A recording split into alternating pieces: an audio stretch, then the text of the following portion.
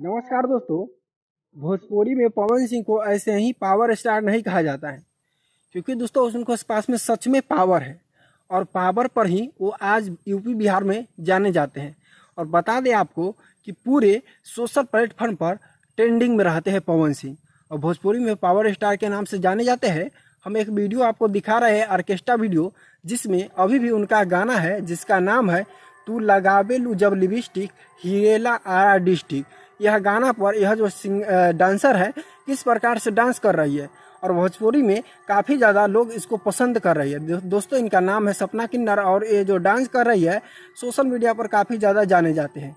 और दोस्तों यह कोई परिचय का मोहताज नहीं है और आप लोग अभी GH ऑफिशियल न्यूज़ और पवन सुहाना के साथ में जुड़े हुए हैं।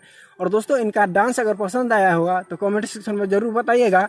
हम अगले वीडियो जो है इनका लेकर आएंगे और आपको दिखाने का पसंद करेंगे और प्रयास करेंगे। और दोस्तों अगर आप लोग GH ऑफिशियल न्यूज़ को सब्सक्राइब नहीं किए हैं तो सब्सक्राइब कर लीजिए, क्योंकि इनका वीडियो एक भी मिस्टेक नहीं होगा। तो चलिए अगले वीडियो में इंतजार करते हैं। जय हिंद, वंदे मातरम।